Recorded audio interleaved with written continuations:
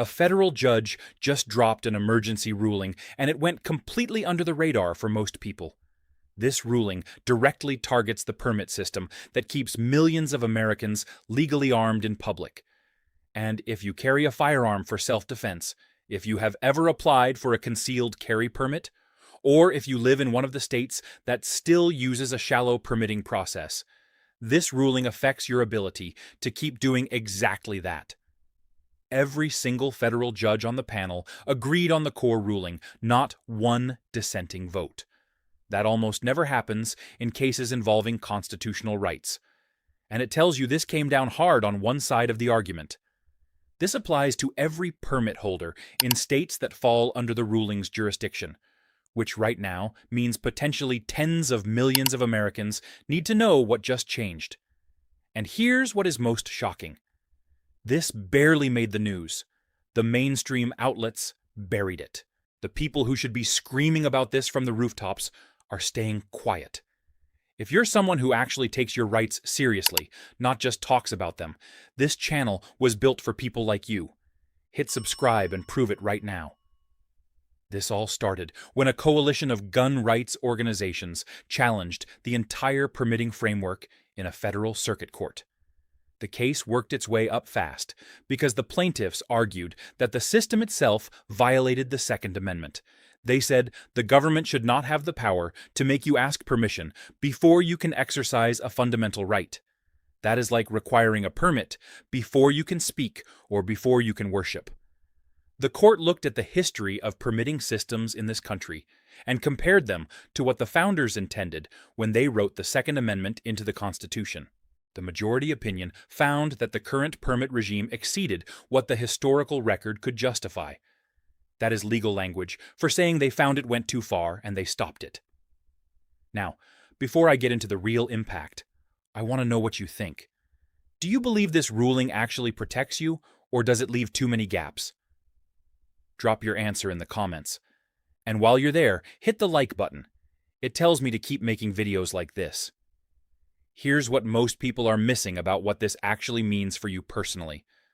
Before this ruling, if you wanted to carry a concealed firearm in public, you had to go through your state government.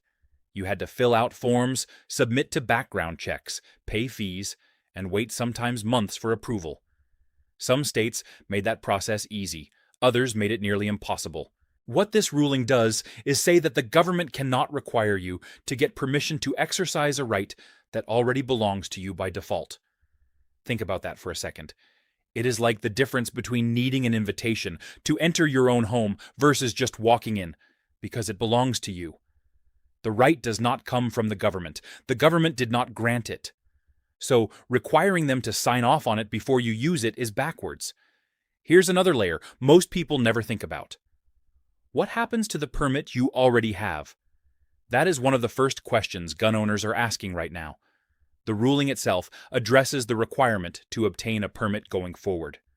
But whether it invalidates existing permits depends on how the states respond and how the courts handle enforcement. Some states will move to dismantle their permitting systems immediately because they know they cannot win. Others will fight back with new legislation designed to accomplish the same thing through different legal language. That second group is where things get complicated because courts are already watching to see if lawmakers try to replace the permit system with something that achieves the same result using a different name. Think about it this way. Imagine the government said you could not post anything on social media without getting a government-issued permit first. You would have to apply, pay a fee, pass a background check, and wait for approval before you could express yourself online. That sounds ridiculous because it is.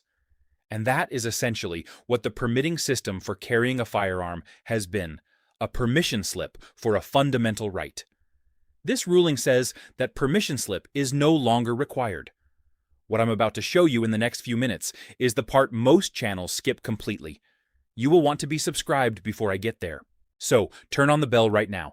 The ripple effects of this ruling are enormous, and they are going to touch almost every aspect of how gun laws work in this country. First, you are going to see states rush to rewrite their gun laws immediately. Some will try to impose restrictions through the back door that were struck down through the front door. They will use different language, call it something else, and hope courts do not notice. Courts will notice, and they will be clogged with challenges to those new laws within months. Second, you are going to see other federal courts point to this ruling as precedent when they hear similar cases in their own jurisdictions. That means cases that have been stuck in legal limbo for years suddenly have a clear path to victory. The momentum here is building in one direction, and it is not slowing down. Third, federal agencies are going to have to scramble. The ATF, the FBI, and other agencies that rely on permit systems for background tracking and enforcement were built around a framework that just got destabilized. Their databases, their training programs, their entire operational structure assumed that permit holders would be tracked and vetted by state authorities. When states stop issuing permits, that system loses a critical piece. Fourth, this opens the door for challenges to other firearm regulations that people have long suspected are unconstitutional, but could never get a court to hear. When one major barrier falls, the cases stacked behind it start moving. This is just the beginning of what is going to be a multi-year legal transformation of the Second Amendment landscape. But here's what I need you to understand. This does not mean the fight is over. Far from it. The other side is not going to accept this quietly. They are going to appeal. They are going to pass emergency legislation, and they are going to try every legal maneuver available to them. The ruling stands right now, but the legal process is far from finished. We are in the early innings of something that is going to play out for years. That means you need to stay informed, you need to understand what is happening, and you need to be paying attention to every new development. The people watching this right now are the ones who will actually be prepared when things shift. That is the community this channel is building. Subscribe and be part of it. Let me walk you through what your life might look like now that this ruling is in effect. These are 3 realistic scenarios you could actually face in the coming months, and I want you to think through each one carefully. Scenario 1, you live in a state that had a may-issue permit system. That means before this ruling, the state had wide discretion to deny your application for any reason or no reason at all. Local sheriffs could say no based on their personal judgment, and you had almost no recourse. They could look at your background, your reason for wanting to carry, and simply decide you did not need a firearm for self-defense. Now that system is gone.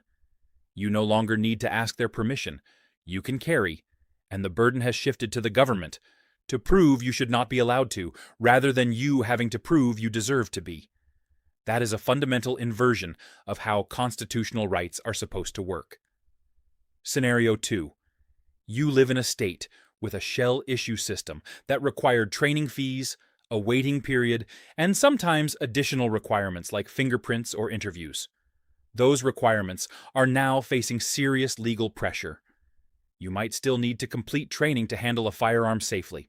And honestly, you absolutely should for your own protection and the protection of others. But the government cannot hold your constitutional right hostage to a bureaucratic process designed to discourage you from exercising it. Your options for carrying legally just expanded significantly. The question is whether your state will try to replace the old system with new restrictions dressed up in different language. Scenario 3. You travel between states with your firearm. This is where it gets tricky, and you need to pay close attention. Not every state is covered by this ruling yet.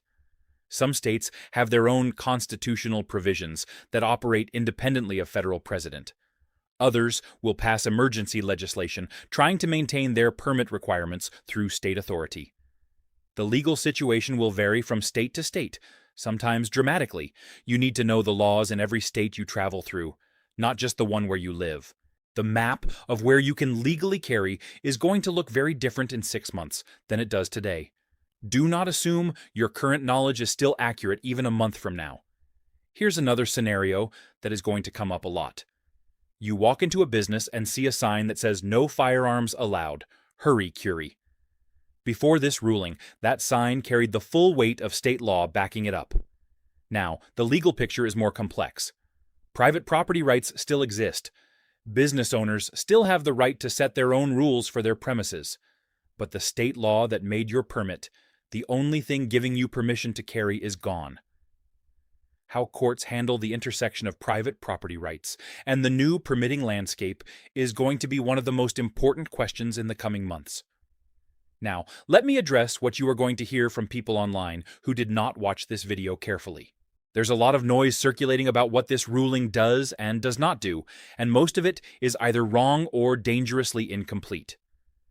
Myth number 1, people are saying this ruling means you can now carry a gun anywhere without any restrictions at all.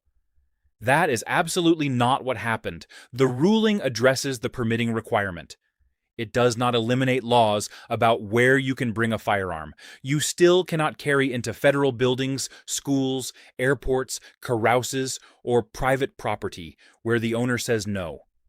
Those rules still apply, and violating them still carries serious criminal consequences.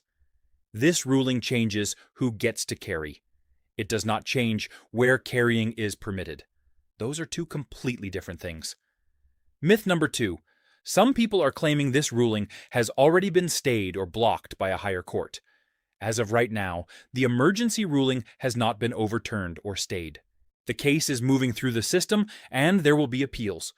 But what is in place right now is real. It is in effect. It is changing how things work. Do not let anyone tell you it does not exist or that it has been reversed. Follow this channel, and I will tell you immediately if that changes.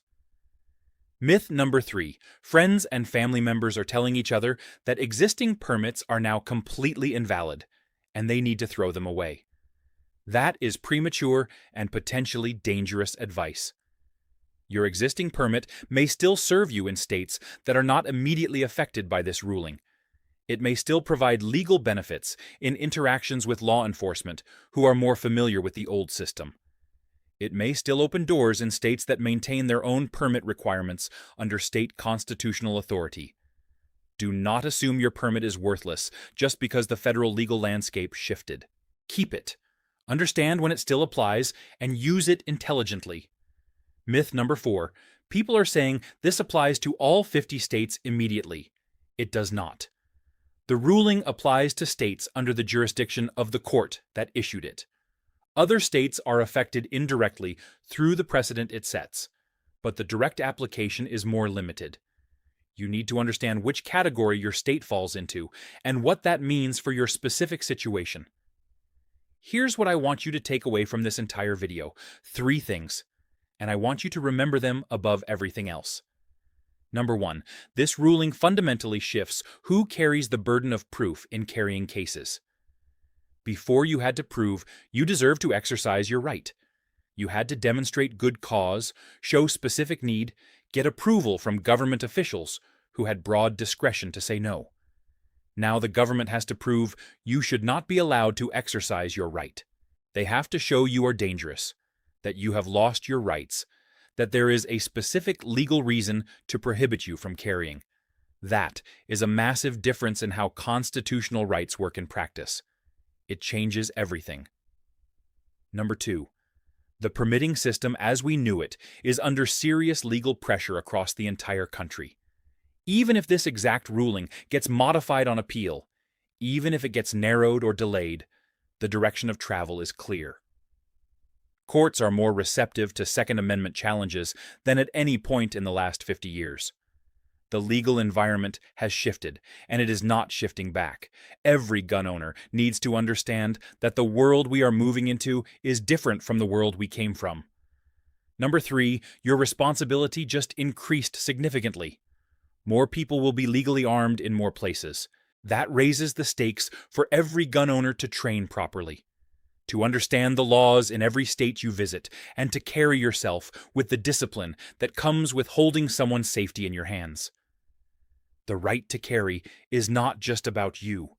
It is about everyone around you. When you carry, you represent every other person who exercises this right. Conduct yourself accordingly. The attorneys who argued this case called it one of the most significant Second Amendment rulings in generations. They were not exaggerating. What you witnessed was not just a legal decision about paperwork and permits. It was a recognition that constitutional rights do not become constitutional privileges just because the paperwork takes a long time to process. The Second Amendment exists so that citizens can protect themselves, their families, and their communities. A system that makes you ask permission first, that requires government approval before you can exercise your natural right to self-defense, undermines the entire point of having that right in the first place. This channel exists because information like this matters, and because too many people are getting blindsided by changes that affect their freedom. The mainstream media will not tell you about this. Cable news will not explain what it means for your life. That is why I am here. That is why you are here. And that is why we need to stick together. Nobody's going to hand you this information. You have to find it, learn it, and use it. That is what this channel is for. Subscribe, hit the bell, and let us keep building something that the mainstream can no longer ignore.